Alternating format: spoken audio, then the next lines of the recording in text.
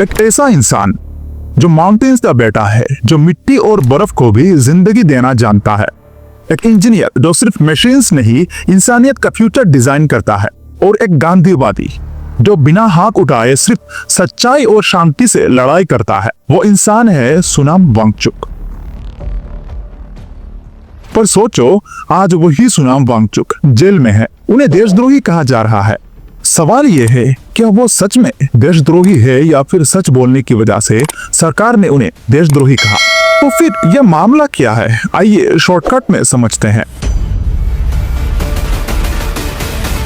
शुरू करने से पहले उनके अर्ली लाइफ को समझना जरूरी है, ताकि आप डिसाइड कर पाएं कि सोनम वांगचुक बचपन से ही देश के खिलाफ थे या देश के साथ। तो सोनम वांगचुक का जन्म हुआ 1 सितंबर 1966 लद्दाख के एक छोटे से गांव में। बचपन इजी नहीं था। उन्हें स्कूल भेजा गया श्रीनगर, लेकिन लैंग्वेज बैरियर की वजह से टीचर्स समझ नहीं पाए।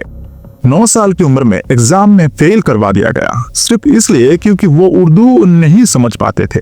लेकिन सोनम वांगचुक हारने वाले नहीं थे। उन्होंने खुद इंग्लिश और मैथ सीखा और अपने दम पे 10th पास किया। 19 साल की एज में वो दिल्ली गए इंजीनियरिंग करने, पर घर से सपोर्ट नहीं मिला।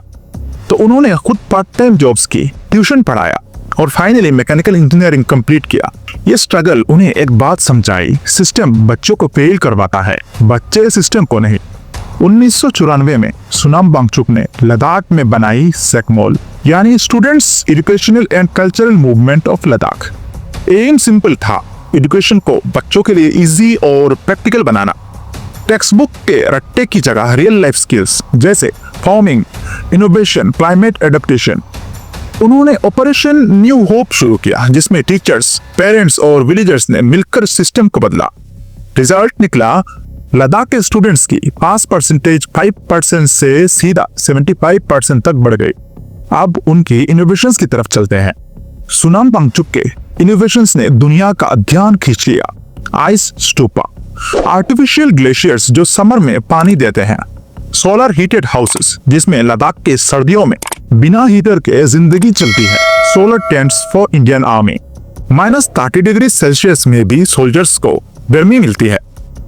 एक यूनिवर्सिटी जो प्रैक्टिकल एजुकेशन और क्लाइमेट सॉल्यूशन पर बेस्ड है। उनके काम के लिए रेमोन मैगसेसे अवार्ड मिला। उन्हें क्लाइमेट हीरो कहा गया। दुनिया ने सैल्यूट किया, लेकिन अपना सिस्टम सस्पिशियस बन गया। 2019 के बाद लद्दाख को यूनियन टेरिटरी बना दिया गया।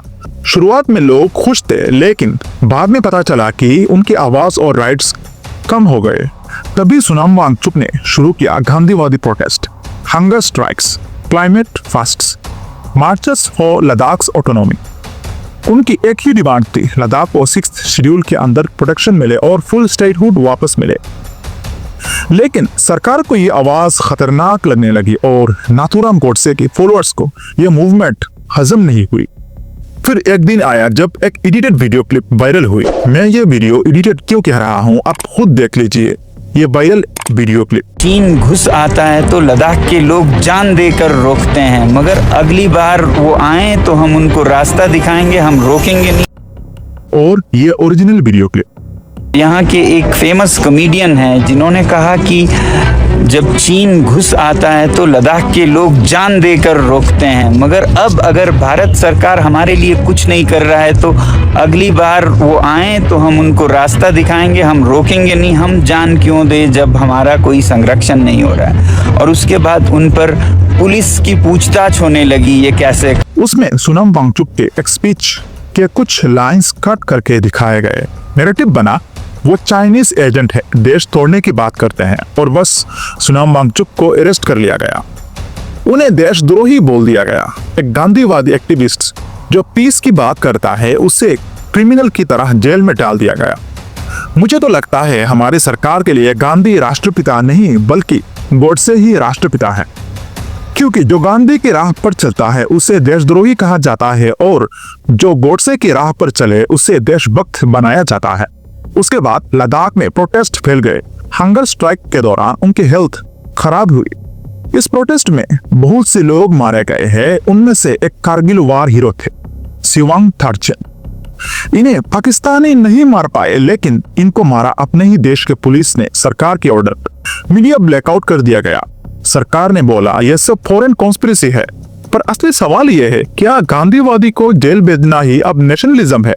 देश में दो नैरेटिव्स बन गए।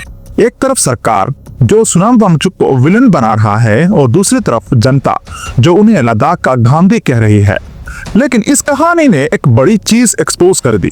जब एक गांधीवादी को देशद्रोही बनाया जा सकता है तो कल को कई भी जो करप्शन के खिलाफ बोलेगा उसे एंटी नेशनल कहकर जेल में डाल दिया जाएगा या फिर मार दिया जाएगा। यह सिर्फ सोनाम वांगचुक की लड़ाई नहीं है, यह डेमोक्रेसी की लड़ाई है। सोनाम वांगचुक एक टीचर, एक इन्वेंटर, एक गांधीवादी जिन्होंने लद्दाख को दुनिया के मैप पे इनोवेशन के लिए रखा, लेकिन आज उन्हें देशद्रोही कहा जा रहा है। तो अब फैसला आपका है, सोनाम वांगचुक देशभक्त या देशद्रोही? अपना राय कमेंट में जरूर बताइए और याद रखिए, एक सोसाइटी तब तक जिंदा है जब तक उसमें सच बोलने की आजादी है। जय हिंद।